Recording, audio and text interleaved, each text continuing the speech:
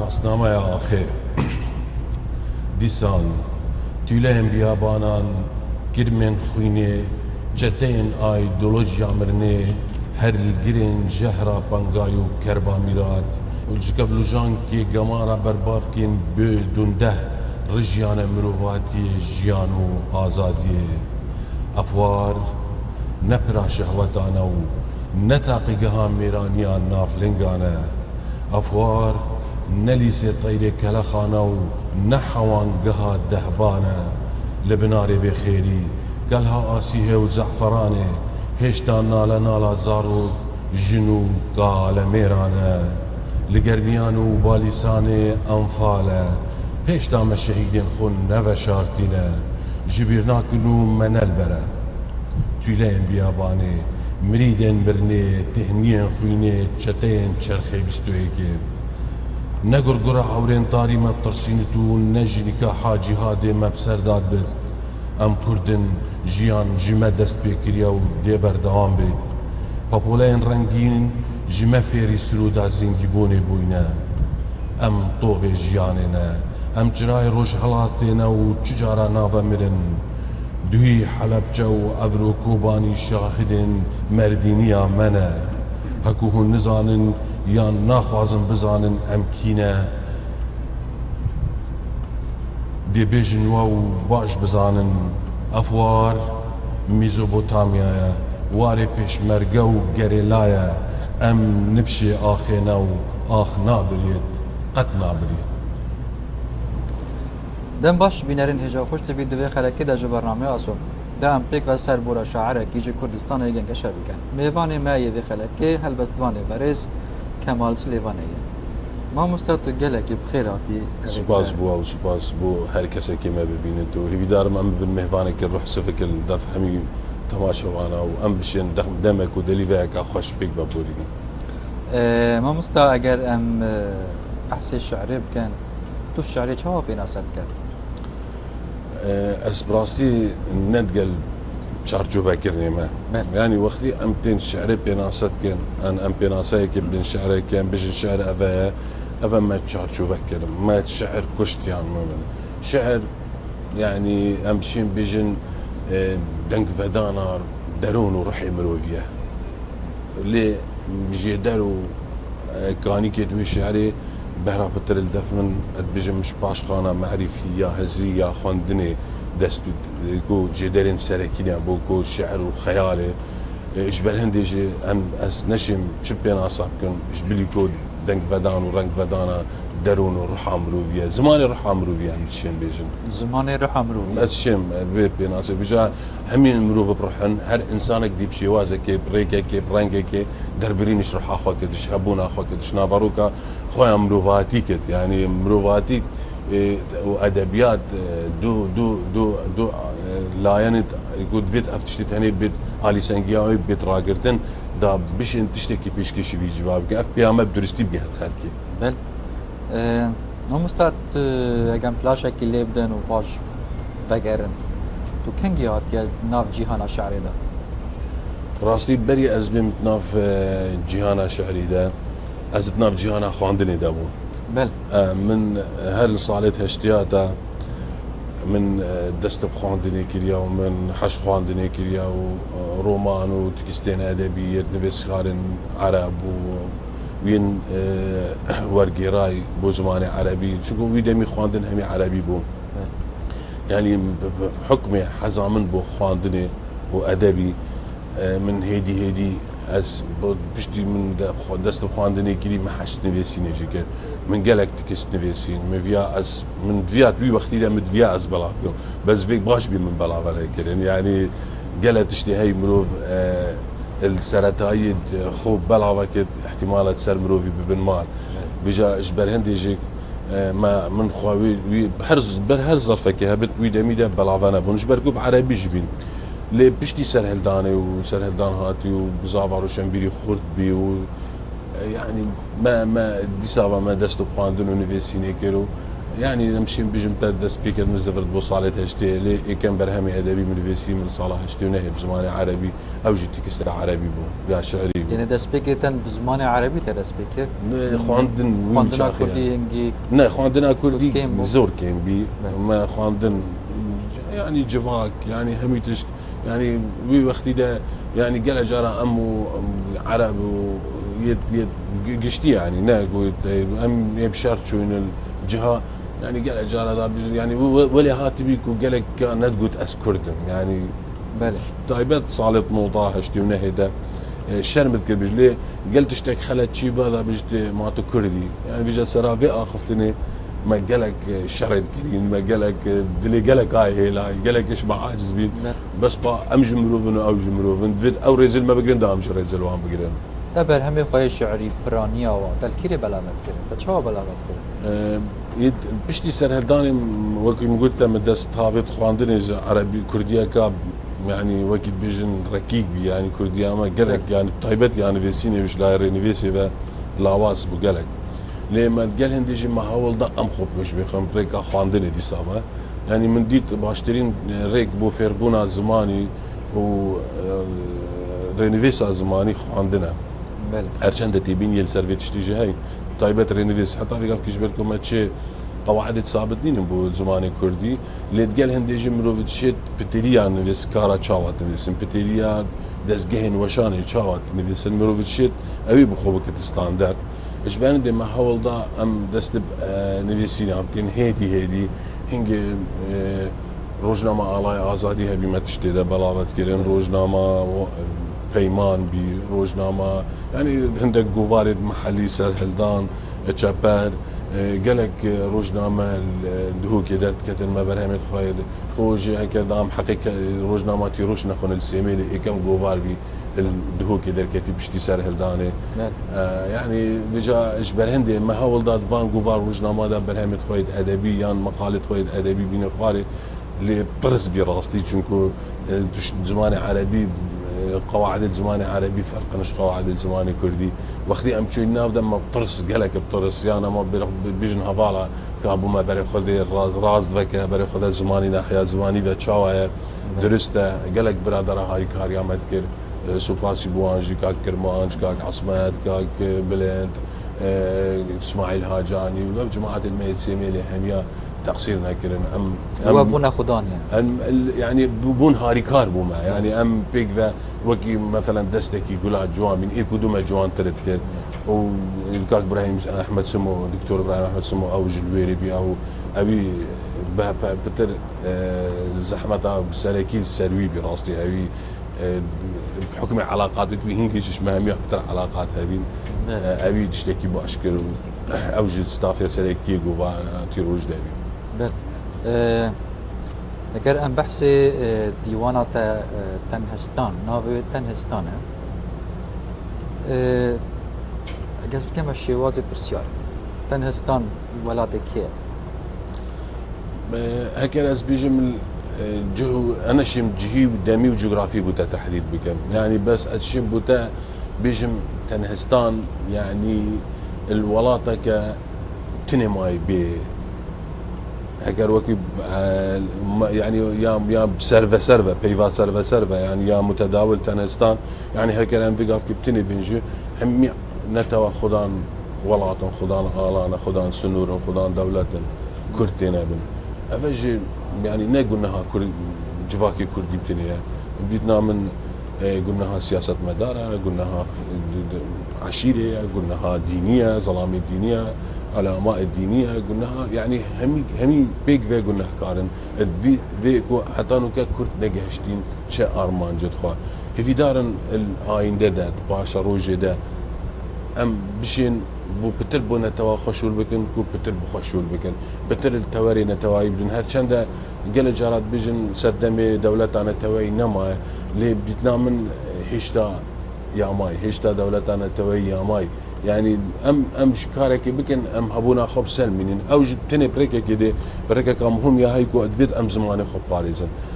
باراستنا زماني مقرنترين تشتدفيد يعني تو کار بکی کو زمانه بو کار بکی بو زمانه کی ستاردت کار بکی کو زمانه کی راست و درست يعني هكذا بقابل في باجر ما الركلام دكان او ماركت او يعني نيفك شو انا خلاتن بيدفي ديف شلون هبت بيدفي يعني هاد تشتكي سر خلاتي درس بدي او يعني اوجدي درس هذه خلات بد اجبر هندي بيدفي مسائل زماني ام قالك اهتمامي بيبدن زماني خوب هيس بيخن زماني خوش لوازير رزقار بكن وكو هاي ديگر بجد زمان اواهيه ابونا مرووانا هكر ما اواهيه وهويانا ناس ناما قلانا هكر ما زمانك كريكو بيك وجوان نبد ام نشن هويا خوش ازبال بكن زمان قالك جرينجا ليه مخابن اوج وكي همو تشتيدي حتى انه او اهتمام بين هاتي هدان ما مستعم بشن شعرك ديتر وام دي بردامج بو ام مفايج دمي بينه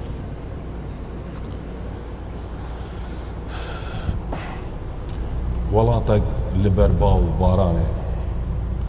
vênî şevê hemû dergeh li benda te li taq vekirîne rihên yaxî cadeyên vala tijî henaseyên parfûmî dikin gelşên şevê ji ber êk diçin û dîwarên xulûle hest pê dikin ne bajarê xewnane ev ne jî memleketa aşiqane ne xweziyên mirovane û ne jî xelwetgeha pêxemberan e duhî û ebr û semyanên axê mirîdê bayê felekê ne bêdengî bêreng û seng rast û çep di gêjevanka jiyanê de hilavîstî maye bi sozên sewhay mizgîniyên xerş vaksîn dikin xwezî carek tinê we xwe ji xwe rizgar kir baw di vê şepirzeyê de bibane henaseyeka aram herêma kesê negotiye we çaxê mirovatî bi mirovan kirê dibit çav bixwînê dihêne kildan û robanên reş li ser rûyan diherikin jiyan û dem ji hev vedqetin ruh wekî belgên daran dihilwerin û bi tinê ax himbêz dikit cade bi cade golan bi golan tax bi tax bajêr bi bajêr li Xwedê digerin erêma him nizanin Xwedê li hemû cihane di şefreşê de nêrîn bêmifayel esmanî bîstêr bêdengî xweş destdan e demê derdibin birîn revîn tawan e demê dest pê dikit guhorîn hez û mereq mirinê riswa dikin ceste bonemanê û fenabûnê û ez bo xwe belê bi tinê bixwe perwaneyên bêoxer diger ronahiyê û sotinê bi jivanin ji mêj ve me ronahî ji mêj ve bi ronahiyê mest nebûyne tu bêjî em bikarin careka din stêran rakin reqasê delîve ew dibit dubare nebit doxîna şevêya sist bûyî xul ber pêlên mêraniyê nagirit ev e riha min ka hebûna we ev e demarên min ka xwîna we ev e emrê min ka zarokîniya we ev e qedera min ka helwîstê we ev e heta vêrê û êdî bes e herifandin hemû tiştên ciwan dibin xwe de veşêrit li vî welatê wêran kîma ji qelemê xwe şerm nekir kî cüret dikit li wêneyê xwe binêrit kî fêr bûye tu berî ez bikar bînit bêhna parsê û xasxazûkiyê ji tikêsta û civakî difirit û hebûna me dagîr kiriye wey li min paşî li we dê çi bêjin zarokan çaxê me bixwînin hîn bêjin em ne ji hejî mirinê bin xewarebûn di gunehan de zatê nizm zelîl û rezîl dikir bilindbûn tirseka ezelî ye sîberan ne bi heza xwe kurt û dirêj dikir ey helametê jar û belengazan êdî çûçik ji fêr bûyne ji me netirsin dê kengî fêrê eşqê û jiyanê bin tirs û sir û seqam bûwe û azadî bû min vênî şevê ji hemû dergeh li benda te li taq vekirîne li ser qeraxan peşêmanî dibit hespek şemboz derya dat ûrût û tinê şîn simên wê dimînin qeyran qeyrebûn hûn bêjin baskên pêtî ragirin mûyên spî şermê ji boyağê dikin gemîvanê derya xemanim ez germa bedena deykanim ez jana berî bûn û mirinê me ez firmêska xudan wendê eşqê me ez bendamana pêlên deryayê me û ho hey ho ho hey lehyal dîv baranê siral dîv befirbarînê ئێکەم قورچا مرنێ و دماهیک بوهار رەختی خوازیان ببەدەنا ڕۆژگاری بە ژنگار گرتی بووە و هێلین ji هێلیوانان تێر بوون کەلەخ زۆرن هیندکارن نەبن تەیرێن کەلەخا ترس و برس تژی پاخلێن هەژاران پرس و بێ ئۆمیدیت کرد هیندکارن ببن پارێک نان و ئارامی حەز بە ڕێژا ڕوحەیە و مێشک باجێ ددن باژێرەك تژی تراژیدیات ئافرینەت هیندکارن ببن هەم بێزە گەرم بۆ ئێتیم و سێویان دەرگەهێ سپێدێ بکەسەران هاتیە داخستن هیندکارن ببن گەرنژین لێڤێن زەمینێ گەلشیان خوا بخوینێ داگرتیە هیندکارن ببن ماچەک بەنگین هەتا کەنگی دراودێ ئەسمانە لەوتینن و ئەور دێوەکی دەیکەکا دلۆڤان تافیلکن دبحرابا دەمیدە گوتم بێنوێژ دەبن دپراوێزاندا جوانی کال دەبێت دەبێ ئۆمێدیەدا هەزر یاخی دەبن و مرۆڤ بێبها دەبن بێدەنگیاوە کانیا گول نەهانە و کیمایە نەڤەخواری دەرز دەرازینکا دەرباز دکن جوانên ژاندار ژیانێ بژانان فرشک دکن شەهید چوپا شکستنان ڕسوا و شەرموزار دکن ئەی باڵندەیەن چەنگبری و نکل بخوین ئەی فریشتەیەن مرنێ ئەی گەماڕەش لە پەرێن مێژۆێت ڕەشت هیندکارن سەردەمەکن و بە ئافرینن بزکر و سەڵاواتان پەراسیێن گرمان ستۆر دەبن و دشاخێن شاگردەیاندا بەڵاف دەبن تو بێژی بە قۆچانێ تەنا ببن لێ هیندکارن ببن نەرمەبا ببن حلم ببن خوناف و ببارن جانەوەرێن بێ زمان زەماوەندە هاتنە بهارێت گێرن تاکێ نو پشکوی خاترخواستنی لە قورمان دکن ئەلهۆێن مشەخ سرودا هەبوونێ دسترینن ڕەخێ تاری ji باژێڕی پرچا شەوێ دبەهاند و ببەر بستان بخەملان نەتزانی کۆ شەف کوبیە و کەهی نابێت یێ بێژت شەف بێدەنگە ئەو دەبەنگە بێڕەحم برینە دە ئازرینت نالینان دناف خودت پێچت و دگوێشت و نهێنیان بۆ ڕۆژێ ئاشکرا دکرد وێنی شەوێ هەموو دەرگە لە بەندادە لێ تاقبە کلیلە بله مامۆستا ئەv هەلبەستە قەت شێوازێ داستانی دانا وەکی مەلحەمە ڕاست ئەف هەلبەستانە پشێوازی پەخشانکی و شعر منوێسیە کۆ بەرینگی گەلێک هەلبەستێت ناوداری جیهانی جو ئەف شێوازاویدی کرد ینی هەم وەکی تکستێ پەخشانکیە و گەل هەنگێژی تکستێ ئەدەبێت زۆر خۆش زۆر گەڵ خۆبرم من هەوڵدایە ئەس تشتێکی جڤاکیش خەیاڵێ تێکی لەیەک بکەم تشتێک دی دەرکەبێت وێجا ببچ ئەو ڕەخ نەگرت شێت لەسەر بڕاوست پەیدای کەماڵ تە وەرگێرانژی کریە و هەم ڕۆمانجی نویسیە یعنی تە زیدەتری ڕێکەزێکی ئەدەبی سەر شۆر کریە ئەگەر ئەم بەحسی شعرێ و وەرگێرانێ بکەن هەردوو تەمامکەرێت ئێکن یان ئێک دەقی ڕەسەند کوژیت دیتنا من ئەس بێژم تە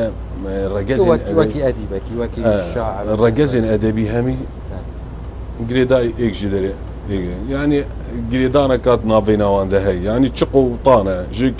مثلەن پەخشانە ڕاخەکیە و داستانە ڕەخێکیە و ڕۆمانە ڕەخێکیە و شعر و گۆتار و شتێتەنە هەمی وەک چقن ینی وەک دارەکات تێر بەرهەمە پشبەرهندێژی ینی هەمی مگوتە ینی هەکەر من نەخواندبا ئەس بێژم ئەزاشێم حتا 5 شعرا دەبێسم بەس خواندنێ خەزینێ معریفی و پاشخانەیە پەیوان و هزران و خەیاڵێ دەف مرۆڤی چێت کرد وەختی تو هەر نوێسەرێکی بخوێنی دەبێژی ئەف نوێسەرە هەنێ چ هەیە ئەف نوێسەرە هەنێ ئەف پەیوەشکی بەینانە چاوەپێک ڤەلکاندنە چاوەپێ بژەش بەرهەندێژێ ڕەگەزین ئەدەبی بدیتنا من هەمی تمامکەریم ئێکۆدنە ئێک ئیگە ینی بەسە کرد تو بێ ئەمەشین بێژن ڕۆمان دایکە ئەدەبیە چونکو هەممی ڕەگەزت ئەدەبی بخوات تو چێ شعرێ بگین باشە تە هەوڵدایەت تو ڕۆمانێ بە ئاوای شعرێ بنویسم من هەوڵ نەدا بەسەت بینم گەلێک زەحمەتە زەحمەتەکەم ینی توزانی ینی هەکەر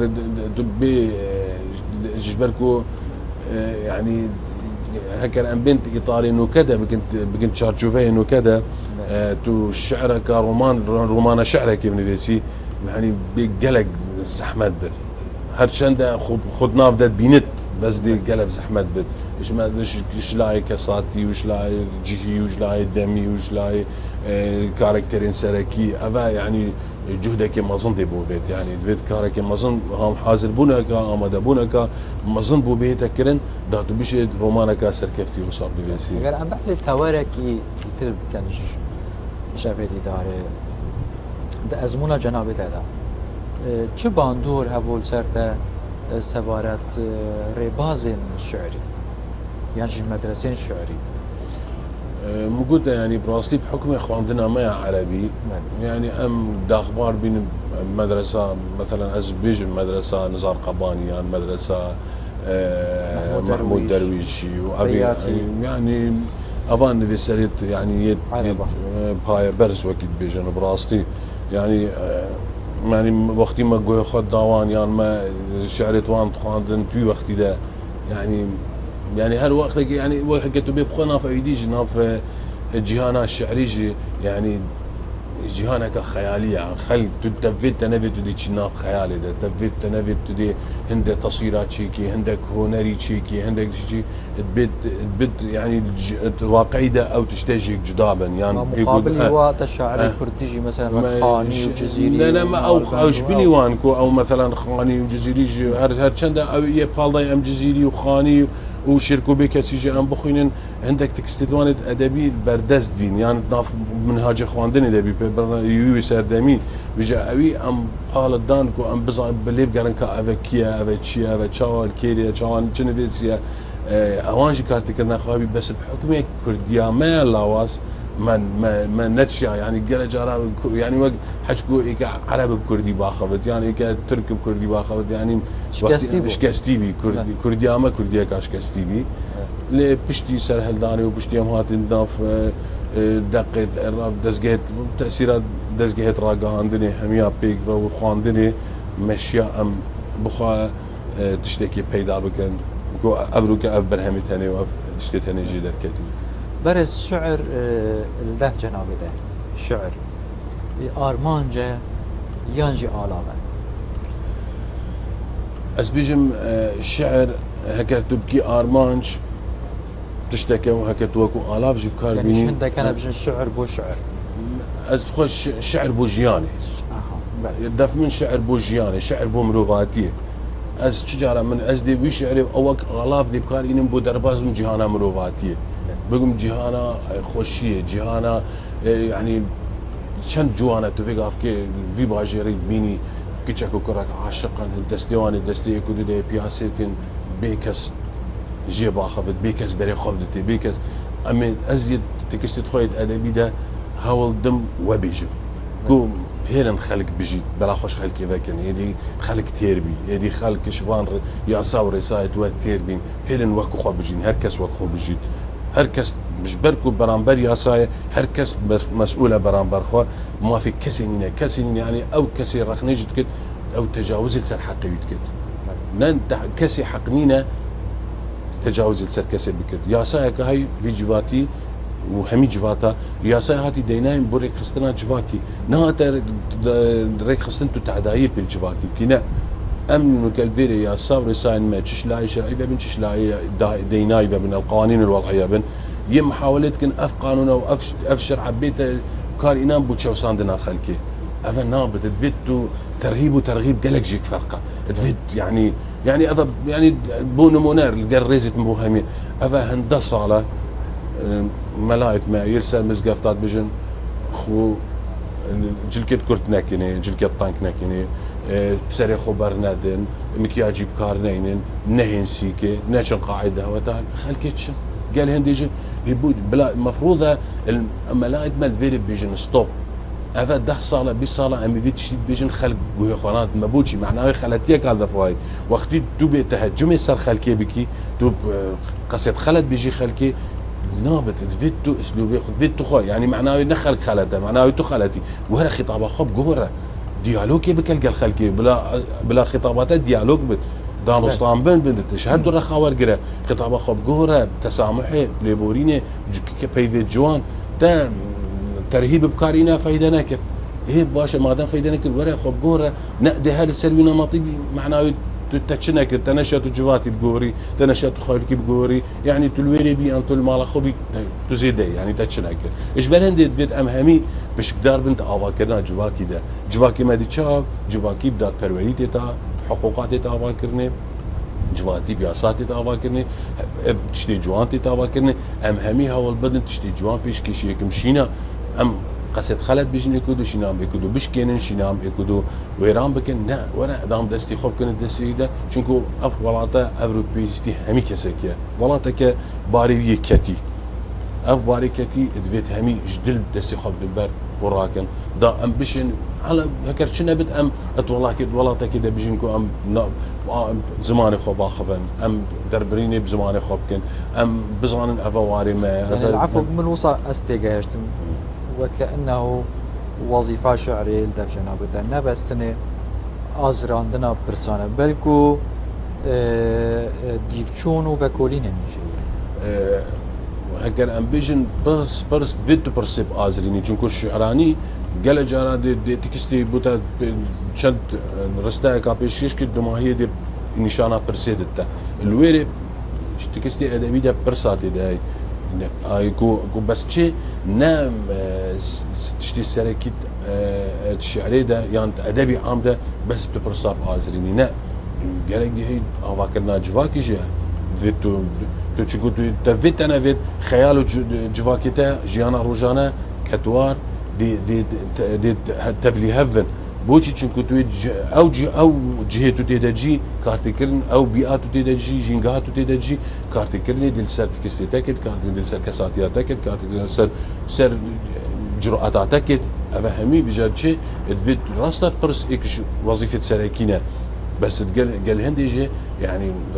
فهمها كامل وبعتيها شعر يعني سنور نينن مقولتش بلندي اشعر شو بناكم چونكو الشعر همي سنورات بازينه مستكنجي كوملجه الدف جناب تبويا وكي السجنكي وتفيا جبرافي برف خونا وبرف بيرهاتنا اتشين بيجنتا جواكيت روش هلاتا نافين جوانا جو كردستان جو سجنه بس كمين بس يعني كمين ريك كو تجوي سجنه در باز ببي تجوي سجنه در كوي تنبونو خياله هكر افني في سينا نابل راسي بتشميجة اجوكي دينا كل سربان شارع عابم اصوصا هزرتكم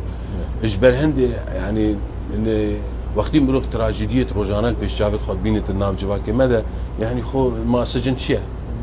زندان شيا او اكو تو تقلك جهه كده زندان ناوى تناف شهر ديو على ده بينا زندان او تو نشي دربرينه كان راستش خبكي زندان او تو نشي ازادينه بد زندان او تا ماف نبي زياده بتاع خطوب تراجيدية روجانا يدخل كل بيش شافت خبيني نخوشي نهامتي برسي طرس وبرسف عرفت شتيت انا همي هكرنا نفسين بد راستي اما امدد في زنداني ده بن اخش بن ما مستأم بشن من بدنك الشعري بحثي هندك هاي كواد كر وقت ماجي قالك نمايا قلت هندك شوا مرة بخيني بوستري كي دناف كل شيء ليفين خدا تماچك قيره زنداني كريا جار بصورافي نخيفي وجار بددان خد هرشيني نشر مو نفهتيا هكر آزاد بكي دو شهيد رادبون بروش دنفستنو بشاف دقريان تنش بو هندي دا كس نبيجدي كردين بالا سي درزين جستي من بيريه داقرتينا قوبالي من آلي سنگيا من راد قرت تدقود آقر دو قرمان داد بينت بله ما مستهراستي وقت ما زي در باس بو مخابني و از دي دوباره سپاسيا جنابتكم كنت في خلقي ميغاني ما بو هەگەر تا پەیوەکە دومانی هەبی چی کەران کرد سوپاس بووە وەڵام ئەژب دەمینە حەسیام ڕاستی دەم زیچ و دیارە دانوستاندنن پتر وەختێمە بەر هیویدارم هەر سەرکەفتی بی سوپاس بوو بەدینان سات سوپاس بوو تا سوپاس بوو هەر کەسێ بینەریامەت کرد هیویدارن مە تشتێکی باش یان تشتێکی خۆش پیشکەشی تەماشەوان و گوهدار و بینەرێ بخوا کرد بێت قررت قرتني ابو حمولاك سپاس بوده بینرن هجا ام هاتن دومای کاوه خلکی کو میوان ما مامستا کمال سلیوانی بو سپاس بو بینریا و سپاس بو تیم کافه حتی اموهین و خلق قدیتر بمین ان شاء الله وقتا جدر دل نکد هرچی ندی آزار